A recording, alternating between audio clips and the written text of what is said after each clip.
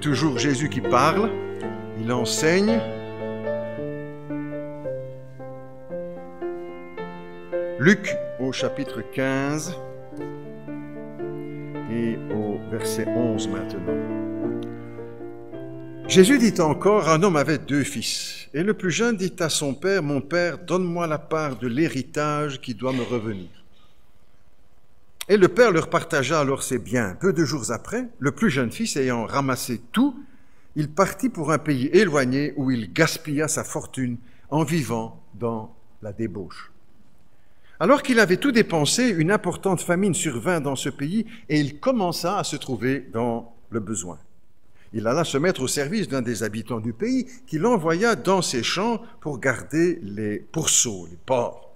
Il aurait bien voulu se nourrir des caroubes que mangeaient les pourceaux, mais personne ne lui en donnait. Il se mit à réfléchir et se dit, « Combien d'ouvriers chez mon père ont du pain en abondance et moi ici, je meurs de faim. Je vais retourner chez mon père et je lui dirai, « Père, j'ai péché contre le ciel et contre toi. Je ne suis plus digne d'être appelé ton fils. Traite-moi comme l'un de tes ouvriers. » Il se leva et il alla vers son père. Alors qu'il était encore loin, son père le vit et fut rempli de compassion. Il courut se jeter à son cou et il l'embrassa. Le fils lui dit, « Père, j'ai péché contre le ciel et contre toi. Je ne suis plus digne d'être appelé ton fils. » Mais le père dit à ses serviteurs, « Apportez vite le plus beau vêtement et mettez-le lui. Apportez-lui, passez un anneau à son doigt et mettez-le et mettez lui des sandales aux pieds. Amenez le veau gras qu'on a engraissé et tuez-le, mangeons et réjouissons-nous, car mon fils que voici était mort et il est revenu à la vie, il était perdu et il est retrouvé, et ils commencèrent à faire la fête. Or, le fils aîné était dans les champs, et lorsqu'il revint et approcha de la maison, il entendit la musique et les danses, et il appela un des serviteurs et lui demanda ce qui se passait. Et le serviteur lui dit, « Ton frère est de retour et ton père a tué le veau engraissé parce qu'il l'a retrouvé en bonne santé. » Le fils aîné se mit en colère et ne voulut pas entrer. Son père sortit pour le supplier d'entrer.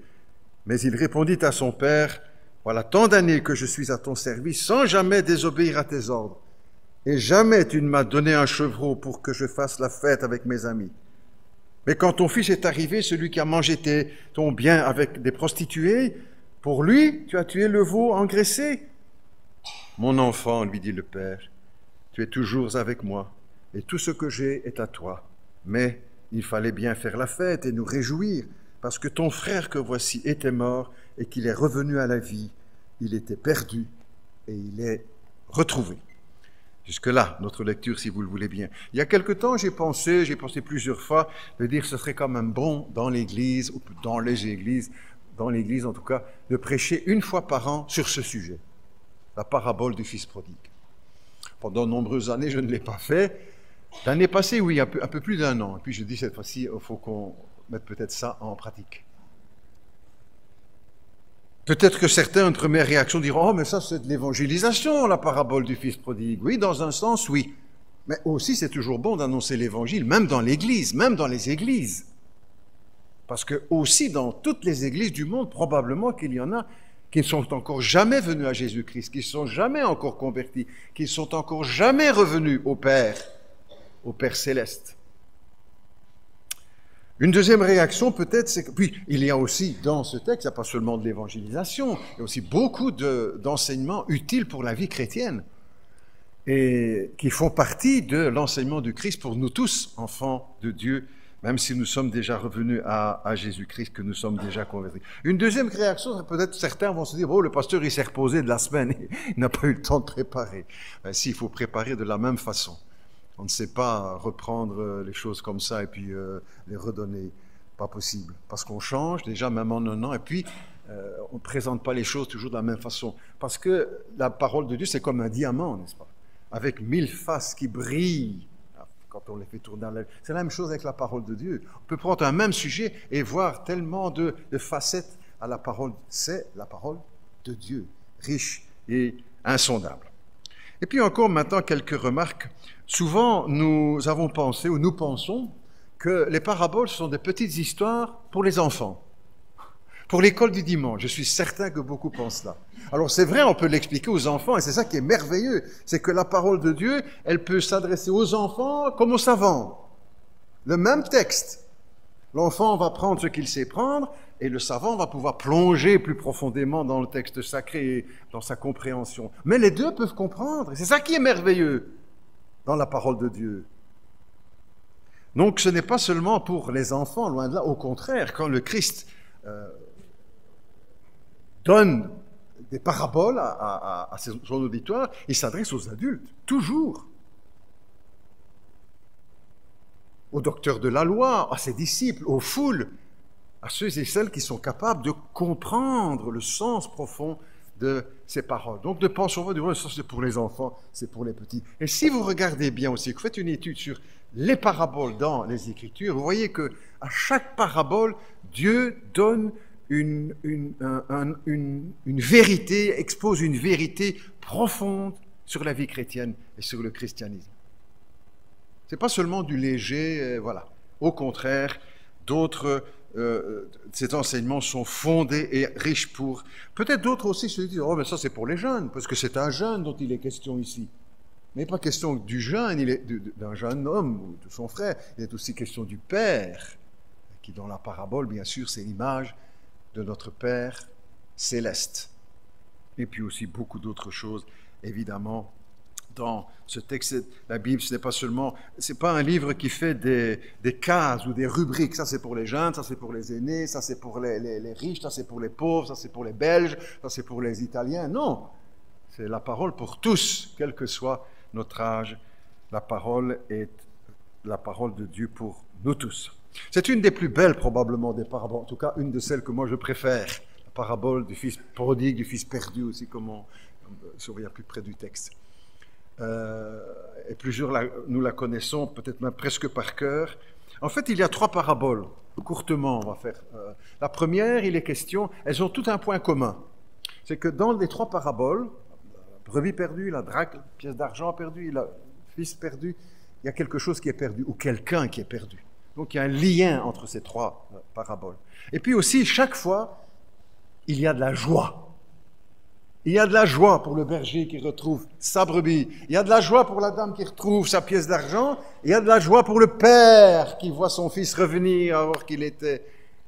Et le Seigneur nous révèle aussi qu'il y a de la joie dans le ciel. Quand un seul pécheur se repent et revient au Père céleste. Le ciel n'est pas un lieu de tristesse. J'ai lu parfois des textes dans des incroyants qui disent mais que ça doit être triste, que ça doit être ennuyeux, le ciel. Ils n'ont rien compris, hein?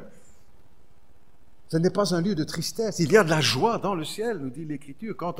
Et si vous y pensez bien, mais sur toute notre planète, mais tous les jours, il y a quelqu'un, plusieurs qui reviennent au Père, qui reviennent à Jésus-Christ, qui reviennent à la conversion. Donc il y a toujours de la joie dans le ciel. Pour tous ceux qui, sur notre planète, viennent aujourd'hui, dans 5 minutes, dans 1 heure, voilà, dans tel pays, il y a de la joie dans le cœur de Dieu. N'ayons pas peur d'aller au ciel, c'est pas un lieu triste et un lieu où l'on s'ennuie. Au contraire, c'est le lieu de la bénédiction suprême. Brebis perdue, quelques mots là-dessus. Quand Jésus raconte ces textes, ces petites histoires, c'est pas simplement pour raconter une histoire, c'est pour convaincre, pour en faire démonstration. Parce qu'il pose la question, quel est celui d'entre vous qui a 100 brebis, il en perd une? Il va aller chercher celle qui est perdue. Tout le monde qui écoute cette parabole dit, mais c'est juste, c'est celle qui est perdue que je dois aller rechercher. Je vais aller la chercher. Il n'y a personne qui en prend ça, 1 sur 100, je la laisse. Donc, en parlant comme ça, il veut convaincre son auditoire que c'est ainsi que nous agirions, et il le transpose, bien sûr, dans le domaine céleste pour dire, mais Dieu nous cherche comme ça. Et comme ce berger qui va chercher sa brebis, tu as remarqué les 2 textes, jusqu'à ce qu'il la trouve. Il ne se dit pas après 1 heure ou 2 heures de recherche, bon, c'est bon, ainsi, elle est perdue, elle est perdue. Dieu ne nous cherche pas comme ça, vous savez. Moi, il y a 1 an que je lui parle, il y a 1 an que je l'invite, il y a 10 ans qu'il entend l'évangile, ou qu'il vient à l'église, bon, ça maintenant j'arrête, Non! Le berger cherche, Dieu cherche, jusqu'à ce qu'il nous trouve.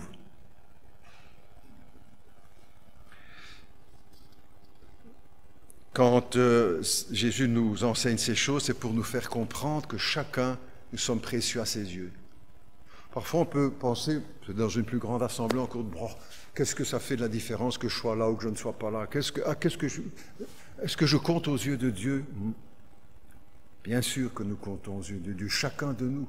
Tu diras, moi, le pasteur, il ne connaît même pas mon nom. Moi, non, peut-être bien, mais Dieu, oui. Et pas seulement ton nom, mais ta vie. Passé, présente et future.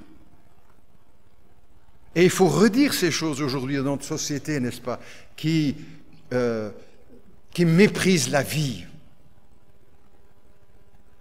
Peut-être plus que jamais. Vous savez que les deux guerres les plus cruelles de toute l'histoire de l'humanité, c'est deux guerres au XXe siècle, n'est-ce pas?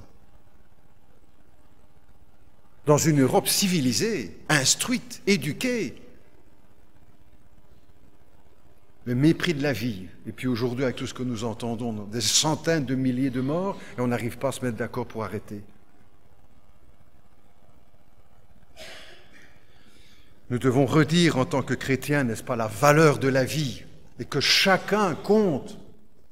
Pas seulement les chrétiens ou ceux qui vont devenir chrétiens, mais chaque être humain, il faut redire au monde la valeur de la vie. Aujourd'hui, il y a dans le monde des millions d'avortements. Je viens de lire des chiffres en France, c'est terrible. Chaque année, des milliers de morts avec les attentats, des guerres qui tuent plus de civils que de soldats. Maintenant, on tue les civils. On ne fait plus la guerre entre soldats avec une armée contre une armée, on tue les civils maintenant.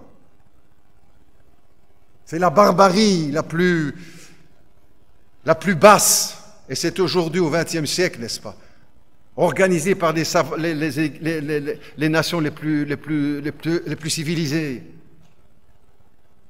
Et qui tuent enfants, vieillards, femmes, qui tirent sur les hôpitaux, tu entends ça? Nous devons redire que la vie est précieuse. Et que chacun compte aux yeux de Dieu. Dieu nous connaît, il nous aime et nous avons de la valeur et du prix devant lui. La brebis perdue, c'est voilà comme ça que Dieu nous voit, comme des brebis perdues. Peut-être certains diront, mais pasteur, quelle drôle de comparaison, est-ce que le Seigneur ne s'est pas trompé, il n'a pas un peu exagéré, on sait faire ci, on sait faire là. C'est vrai que nous marchons sur la Lune, enfin on y a marché, c'est vrai que nous photographions les anneaux de Saturne, que nous brisons le noyau de l'atome, que le satellite Rosetta vient de se poser sur la comète, mais c'est très bien, mais ça n'empêche pas que nous sommes perdus, n'est-ce pas? Que sur la terre, nous sommes perdus. Que nous avons... La brebis qui est perdue, n'est-ce pas? Pour reprendre la parabole, elle a juste besoin d'une seule chose, d'un berger. Et c'est de cela dont nous avons besoin, d'un sauveur. Parce que nous sommes perdus, notre société, notre génération, l'humanité est perdue, nous avons besoin d'un berger, d'un bon berger. Remarquez aussi que dans la parabole, certains diront « Ah, mais pasteur, moi je ne me sens pas perdu ». Mais remarquez que dans la parabole, la brebis ne sait pas qu'elle est perdue. Elle ne sait pas que le berger cherche après elle. Même chose aussi pour nous, il y a beaucoup de personnes qui ne s'imaginent pas qu'elles sont perdues. Bon, on a une belle situation, on fait plus ou moins le bien, on a une petite famille, on a sa maison, on a sa voiture, son ordinateur, ben, ça va bien, qu'est-ce que perdu? D'où perdu? Quoi? Parce que où? Perdu devant Dieu à cause de notre péché, n'est-ce pas? Et quand nous regardons les chefs des nations aujourd'hui, mais ils ne savent plus quoi? Ils ne savent plus quoi? L'un dit une chose, l'autre dit une autre, l'autre on va aller de ce côté-là, un autre... Et les nations, au milieu de tout ça, les peuples sont égarés. Ils cherchent après un berger. Alors on va voter pour un tel qui a fait des grandes promesses, et puis pour un tel, et puis les promesses ne sont pas tenues, bien sûr. Et quand Jésus regardait la foule, il les voyait comme des brebis sans berger. Tu regardes aujourd'hui, c'est pas la même chose? Comme aujourd'hui, beaucoup aussi ne se sentent pas perdus. Il y a bien des personnes aussi qui sont touchées par le cancer et qui ne le savent pas. Qui se disent, mais tout va bien, moi. Et qui sont touchés par le mal. Comme beaucoup autour de nous, n'est-ce pas? Qui sont touchés par le péché. Qu'ils ne savent pas ou qu'ils ne veulent pas le savoir. Alors Jésus a pris une deuxième parabole avec une dame cette fois, le monsieur et puis les dames, parce que l'évangile c'est aussi pour les hommes et les dames. Les dames ne font pas partie d'une catégorie de second choix. Et c'est le christianisme qui va remettre à l'honneur, bien avant les grands mouvements de libération de la femme, qui va remettre à l'honneur la femme. Elle est l'égale de l'homme dès les premières pages de la Bible. L'un et l'autre sont faits à l'image de Dieu. Et l'un et l'autre sont aimés de Dieu. Quand nous faisons les camps aussi avec les plus jeunes, une des leçons que nous essayons de leur faire passer, c'est que les petits garçons doivent respecter les petites filles.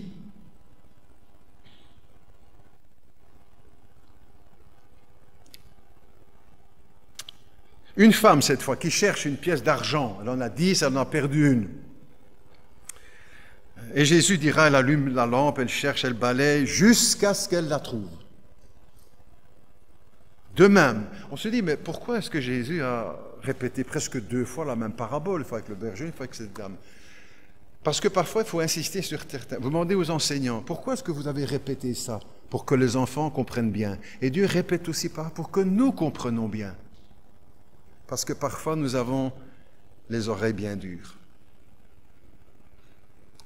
Le cœur bien dur.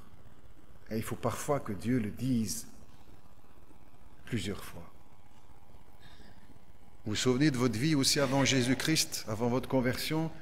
Il a fallu que Dieu redise certaines choses plusieurs fois. Et même après notre conversion, le redire plusieurs fois. Il le redit ici pour insister, pour montrer l'importance. Parce qu'il arrive souvent que nous soyons durs d'oreille. Même les bons chrétiens, n'est-ce pas? Même les bons pasteurs. Jésus a dit, ils ont des oreilles pour entendre et ils n'entendent pas. Ils ont des yeux pour voir et ils ne voient pas. Et le prophète ajoutait, parce qu'ils ne veulent pas se convertir. Parce qu'ils ne veulent pas changer. On fait semblant qu'on n'a pas compris. On dit, oh, moi ça rentre par là et ça sort par là. Ce serait bien dommage avec la parole de Dieu. Dieu veut nous trouver et nous cherche.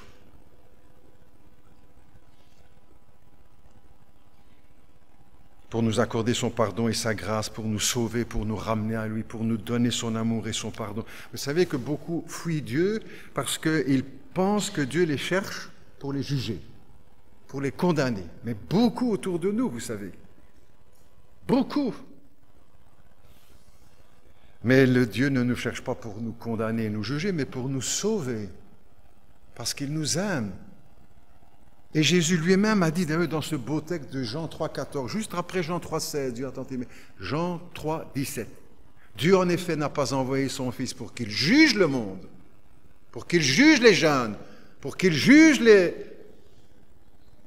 Pas envoyé pour qu'il nous juge, mais pour qu'il nous sauve. N'ayez pas peur de Dieu, n'ayons pas peur de Dieu. Il ne veut que du bien. Maintenant, la parabole du fils perdu, du fils prodigue. C'est l'histoire d'une famille. Bien sûr, on transpose cela, c'est tout le sens de la parabole, pour communiquer des valeurs, un enseignement spirituel. Le jeune fils décide de quitter la maison de son père, il ne veut plus rester avec son père. Aujourd'hui, plus que jamais, les hommes disent, grâce à leur connaissance, etc., à la science, etc., nous n'avons plus besoin de Dieu. Nous n'avons plus besoin d'un Père céleste. Nous n'avons plus besoin d'une Bible. Nous n'avons plus besoin d'aller à l'église. L'humanité est arrivée à l'âge adulte. Nous pouvons tirer notre plan sans Dieu. Le jeune homme pense qu'il peut vivre sans son père. C'est le même raisonnement, c'est le même état d'esprit. Il peut vivre sans son père du moment qu'il a l'argent de son père. Et c'est un peu comme ça aujourd'hui, n'est-ce pas? À tous ceux qui rejettent Dieu. Mais ils profitent de tout ce que Dieu donne sur la terre, sans reconnaître que cela vient de Dieu, que c'est Dieu qui a organisé, mis en place toutes ces choses avec précision, avec amour, avec intelligence. Oh non, ça se fait tout seul. Mais tu fais ça tu fais ça pendant 1 heure. Tu dis, ah, ça c'est le hasard. Le soleil, c'est le hasard. Oh, la pluie tombe et puis remonte au ciel, c'est le hasard. Après un quart d'heure, tu te fais enfermer. Hein? Ça ne tient pas debout, n'est-ce pas? Oh, on peut vivre, on n'a plus besoin de Dieu. Ce jeune homme a cru qu'il pouvait vivre sans son père. Et il quitte la maison. Ce qui est étonnant aussi, c'est que le père accepte. Son fils veut partir, son fils veut sa part d'héritage, le père le laisse partir. Il ne l'enchaîne pas en disant « tu vas rester ici, tu seras obligé. Parce que je suis ton père, c'est moi qui t'ai donné la vie. Blablabla. Tu resteras ici. Obligé. » Le père ne fait pas ça. Ce n'est pas ce que Dieu fait avec nous. Il sera obligé de croire en moi, hein, et de lire la Bible, et de venir à l'église, et de ci et de là. Jamais. Dieu nous a créés libres. Chacun. Et les choix que nous faisons, ce sont des choix libres. Libres de l'aimer ou libres de le rejeter. Plus que cela même, de le rejeter, de le mépriser, de l'insulter. Le fils cadet voulait partir loin de son père. Il voulait la liberté. Son père ne va pas le séquestrer et le mettre en prison. Dieu ne veut pas nous mettre en prison. Si on vient à lui, on vient librement. C'est le cœur qui choisit.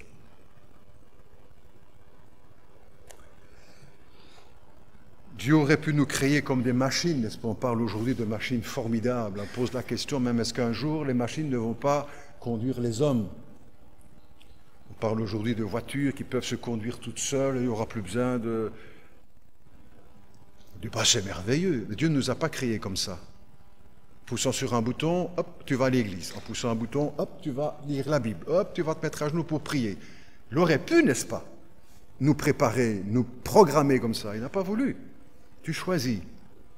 Je mets devant toi la vie et la mort, la bénédiction et la malédiction. Choisis ce que tu veux. Libre. Quel bon Père, n'est-ce pas? Quel bon Père céleste. Pour moi, personnellement, c'est l'une des preuves de la grandeur de Dieu. La preuve de la grandeur de Dieu. Il nous a donné la liberté à chacun de le rejeter. Il s'en va, il est rempli d'espérance, le jeune homme. Rempli d'espérance, rempli de rêves.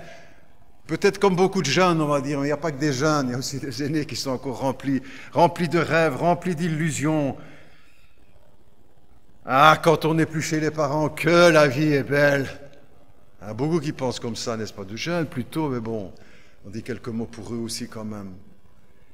Ah, quand on a largué Dieu, que la vie est belle. C'est pour aussi d'autres, pas seulement des jeunes. Que la vie est belle quand on... Et il veut découvrir le monde, il veut dévorer le monde. Beaucoup pensent comme ça qu'ils vont dévorer le monde. Et puis après quelque temps, ils se rendent compte que c'est le monde qui les dévore. Il pense qu'il a tout à gagner en quittant son père. Et de même aussi, aujourd'hui, beaucoup de personnes pensent qu'elles ont tout à gagner en vivant sans Dieu. Loin de Dieu. Que c'est bien plus agréable sans Dieu, sans lire la Bible, sans prier, sans aller à l'église, sans les cours de religion. Beaucoup pensent comme ça. Et on en fait des lois aujourd'hui pour évacuer Dieu de la vie publique, de la vie des gens, n'est-ce pas? C'est ça que ça veut dire. Le fils va quitter la maison, et cette nouvelle étape pour lui dans sa vie, une nouvelle étape dans la parabole, sa vie loin du Père. Ah, il a vécu une partie avec le Père céleste. Maintenant, il est libre. Et il oublie ce que son père lui a appris. Toutes les bonnes choses qu'il a reçues à la maison, la bonne éducation, le travail, etc., etc. Fini tout ça. Maintenant, il a quitté la maison du père et il va vivre dans la débauche, il va dépenser tout son argent, gaspiller tout son argent. Enfin, il est libre. Ça, c'est vivre à 100 à l'heure. On voit ça dans des articles de journaux ou de la presse ou bien à la radio. Ah, ça, c'est un qui vit à 100 à l'heure. On sait ce que ça veut dire. On sait ce que ça veut dire. Enfin, pour lui, fini l'église, fini les prières, fini la discipline. Maintenant, c'est les dancing, les surbooms, les boîtes de nuit, l'alcool, les drogues. Ça, c'est vivre. Beaucoup qui pensent comme ça, n'est-ce pas? Et puis un beau matin, le fils cadet se retrouve sans le sou. En plus de cela, une grande famine dans le pays, une crise économique comme aujourd'hui dans nos pays, les crises économiques ici à Gosselies avec Caterpillar et beaucoup d'autres. C'est la crise. Là aussi une crise dans le pays. Et comme il n'a plus d'argent, il n'a plus d'amis. Il se retrouve tout seul. Avec les cochons, il n'a pas ses copains. Hein? Il n'y a plus personne avec lui. Il est tout seul. Plus d'argent, le voilà tout seul. Tous ses rêves se sont envolés. On a profité de lui et on a profité de son argent. Beaucoup de jeunes ne comprennent pas, n'est-ce pas? Peut-être un petit mot aussi pour les jeunes, mais pas seulement pour eux. Beaucoup de jeunes ne comprennent pas comme ils sont exploités. Comme ils sont exploités. Dans un sens, comme on exploite leur naïveté. Ce n'est pas des insultes que je lance ici. Au contraire, tous on est naïfs quand on commence la vie, quand on est jeune. On pense que tout est beau, tout est merveilleux, que voilà, tout va nous venir. Ce n'est pas la réalité. Hein. Ils sont exploités pour beaucoup de choses. Pensez que les sociétés qui font les baskets Nike, c'est pour vos beaux yeux, pour que vous soyez bien heureux avec des beaux baskets. C'est pour votre argent, n'est-ce pas? Pour qu'ils aient beaucoup d'argent avec le vôtre. Et on pourrait multiplier les exemples. Ne croyez pas que Mark Zuckerberg, là, qui a inventé Internet, ou Google, je ne sais pas moi, il a fait ça pour vos beaux yeux. Mais non, il a fait ça pour l'argent, n'est-ce pas? Pour votre argent.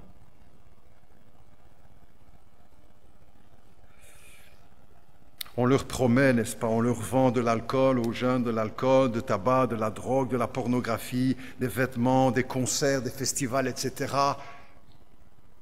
Pas pour vos beaux yeux, vous savez. Pour votre argent. Et parce que d'autres vont s'enrichir avec votre argent. Comme le fils prodigue, n'est-ce pas? On va profiter de lui et puis un jour il va se retrouver sans rien. Parce qu'il a été exploité comme notre société. On sait que tout cela fonctionne comme ça. Quand il n'y a plus d'argent, on laisse tomber. Et certains restent ainsi détruits pour le reste de leur vie. Troisième étape dans la parabole. Le fils est dans la disette maintenant. Il vient de perdre tout et il se retrouve dans le besoin. Le voilà obligé de travailler pour un maître, un étranger. Il ne voulait pas travailler pour son père, dans l'amour de son père. Il va travailler pour un étranger, un homme impitoyable qui prend soin de ses cochons, mais qui ne prend pas soin de ses serviteurs. Qui laisse ses serviteurs mourir de faim. C'est la grande déception pour le fils, la grande désillusion. La grande désillusion. C'est le cauchemar. Il a rêvé pendant tout un temps, sans doute. Maintenant, c'est le cauchemar. Le voilà sans plus rien. Il ne voulait pas l'autorité de son père, il doit travailler maintenant pour un étranger qui le méprise.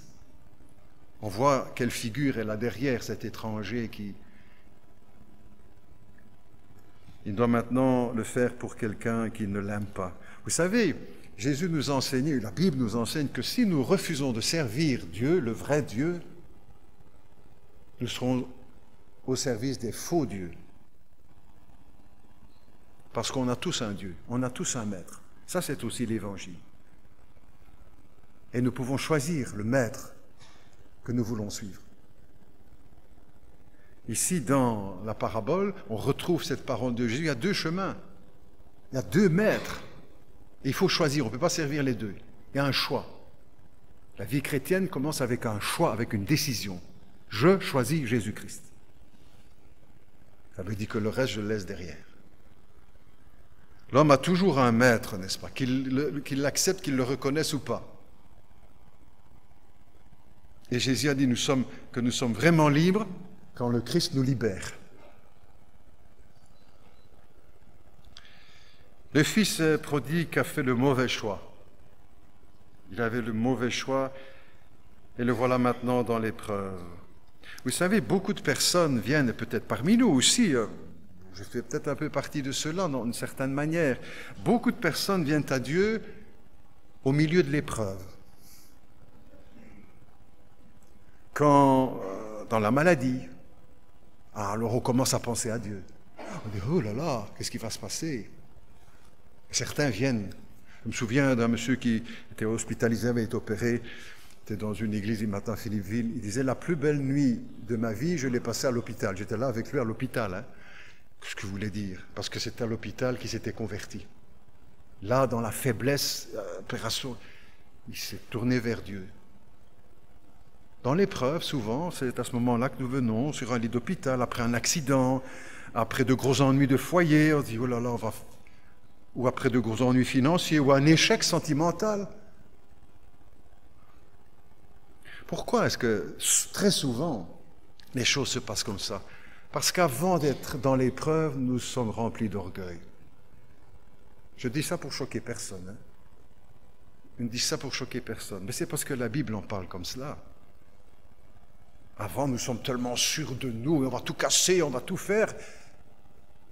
Et puis pour finir, quand les circonstances de la vie se tournent du mauvais côté, on se rend compte mais qu'on n'est rien sur cette terre, n'est-ce pas? Poussière parmi la poussière.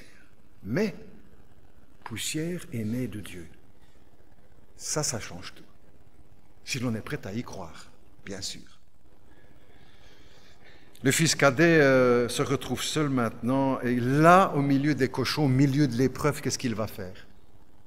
Il va réfléchir. Le texte dit, il rentrait en lui-même, ça veut dire ça, il réfléchit. Béni soit Dieu quand un homme, un jeune, un ado, un couple, une famille, un vieillard commence à réfléchir. Parce que nous vivons dans une société qui veut nous étourdir pour nous empêcher de réfléchir. Pour remplir notre tête, notre vie avec ci, avec ça et ça et ça. Pour nous empêcher de réfléchir. Mais qu'est-ce que je fais moi ici? Qu'est-ce que je choisis? Qu'est-ce que je regarde? Comment est-ce que je dépense mon argent? Pour nous empêcher de réfléchir. Et nous sommes pris presque tous les uns et les autres dans cette machine, n'est-ce pas? Et bon, on arrête. Hein? C'est pour ça que c'est une bonne chose aussi de... Vous savez, vous prêchez votre chapelle. Non, de venir à l'église pour faire une pause, pour réfléchir ensemble. Il va réfléchir et c'est le premier pas que l'on doit faire quand on veut revenir à Dieu. Il faut réfléchir. Beaucoup pensent qu'il faut cesser de réfléchir pour se convertir. C'est le contraire. C'est quand on réfléchit, alors là on commence à avancer vers Dieu. On est sur le chemin du retour. Mais aujourd'hui, on ne veut plus réfléchir, on veut s'étourdir, n'est-ce pas? Quand vous parlez de Dieu aux gens, ils s'enfuient avec la musique, avec ceci, avec cela, et encore cela, et encore cela.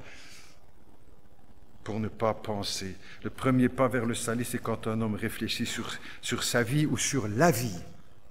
Pour qu'est-ce que je suis là? Qu'est-ce qu'il y a de l'importance? On nous bombarde tant de vanité, n'est-ce pas? C'est incroyable. Je ne vais pas noter de nom parce que je ne veux blesser personne ou réfléchis quand même. Il y a tant de choses qui sont inutiles, et qui remplissent notre vie. Et pour finir, qui nous empêche de réfléchir. Qu'est-ce que je fais de ma vie, moi? Et quand il est là dans la misère avec les cochons, à quoi va-t-il penser? Qu'est-ce qu'il regrette? Il regrette quoi? Sa vie dans la débauche, ses soirées dans les boîtes de nuit, les caresses des prostituées, l'ivresse de l'alcool, c'est de ça qu'il se souvient. Quand même, c'était chouette avant. Non, c'est pas de ça qu'il se souvient. C'est de son père et de l'amour de son père. Là, j'étais bien.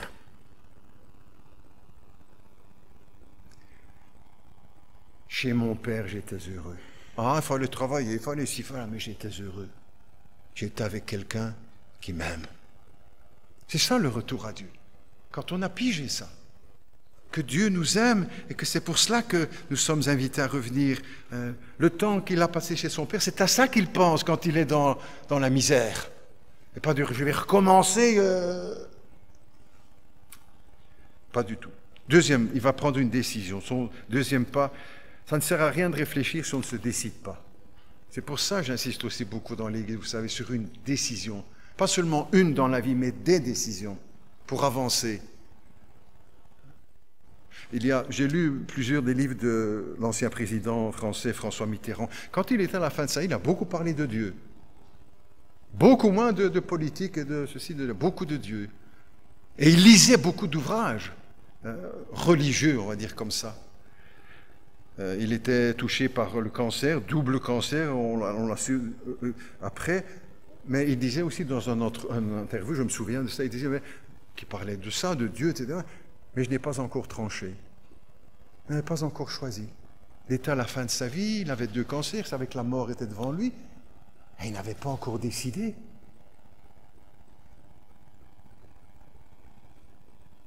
C'est bien de réfléchir, et il faut, mais il faut que cela débouche sur une décision. Hein.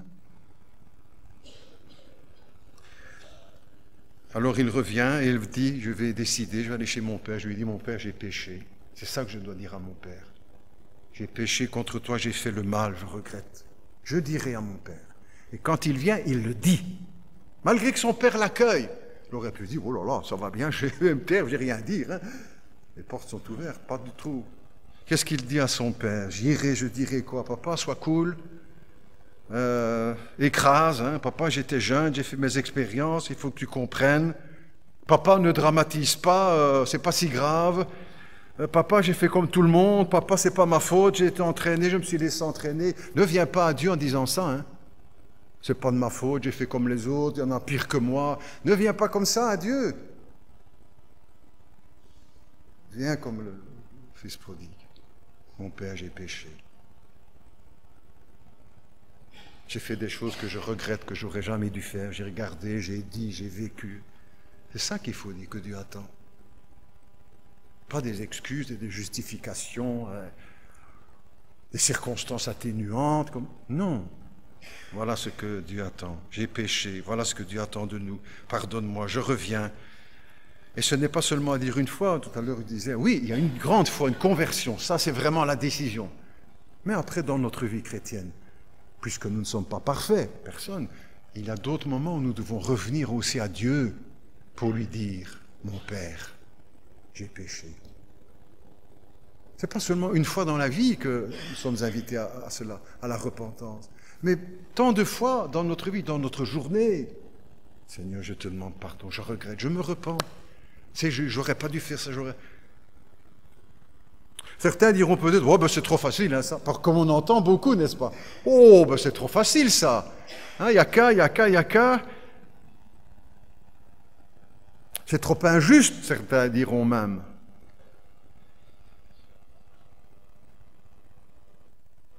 Il n'y avait rien d'injuste, n'est-ce pas? Et c'est jamais facile de venir et de dire à Dieu, même s'il n'y a personne d'autre qui entend que lui, Seigneur, j'ai péché, j'ai fait le mal. Je n'aurais pas dû faire ça, j'ai honte. C'est jamais facile de dire ça, vous savez.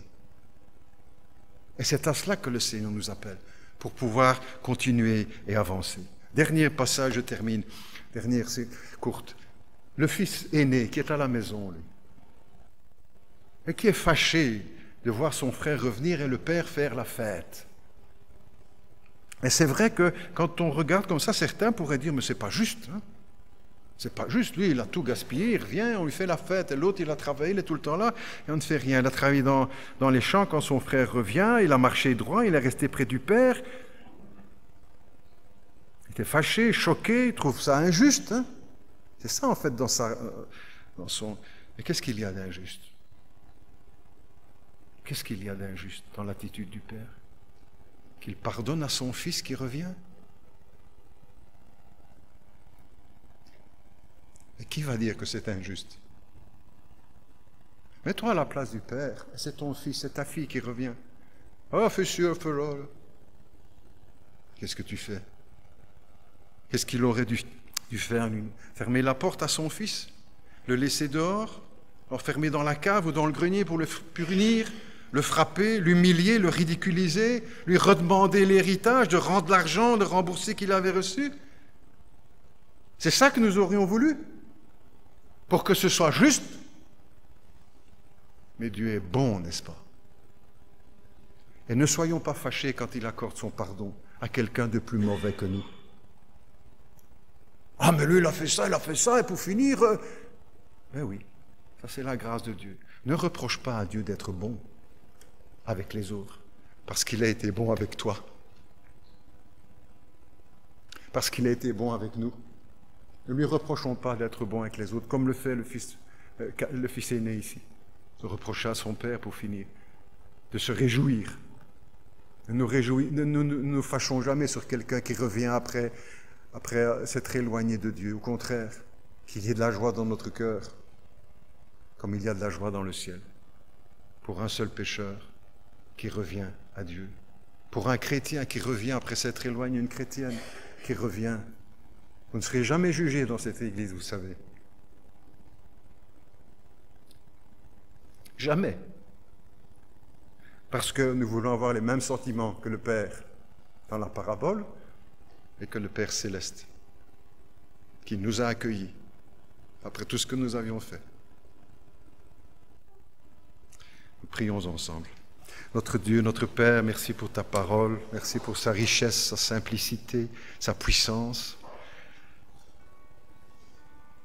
Seigneur, que ton esprit porte dans nos cœurs cette parole pour chacun d'entre nous, différents éléments de cette parabole ou de la prédication, parce qu'il y a pour chacun de nous une part de cet enseignement personnel que les autres peut-être ne savent pas. Nous te prions, Père Céleste, pour que, peut-être parmi nous, commençons pour cela, peut-être parmi nous quelqu'un qui n'est encore jamais venu à Jésus-Christ, qui pense toujours vivre sans Dieu. Ah, il vient à l'église parce que, bon, on voit ses copains, il vient voir, qui n'est pas encore revenu à Dieu, à Jésus-Christ, qui puisse venir aujourd'hui, simplement, avec les mêmes mots que le Fils perdu, pour dire à Dieu, pas à nous, pas à moi, pas à l'Église, à Dieu, mon Père, j'ai péché. Je reconnais que je fais des choses que je n'aurais jamais dû faire, que je regarde des choses que je n'aurais jamais dû regarder, que j'écoute, que je dis, que je fais des choses que je n'aurais jamais dû. J'ai honte. Si tout le monde le savait, je n'oserais pas rentrer à l'église, ni chez moi, ni à l'école. Seigneur, je te demande pardon. Dis-le maintenant. Au Seigneur, dans ton cœur, pardonne, parce que j'ai péché. J'ai honte. Je regrette et je veux changer. Je ne veux pas continuer comme ça. Pas seulement réfléchir et je veux me décider. Ce matin, je me décide. Je te donne ma vie. Dis-le au Seigneur. Pas pour me faire plaisir. Parce que tu en as besoin, parce que Dieu t'aime et qu'il te cherche.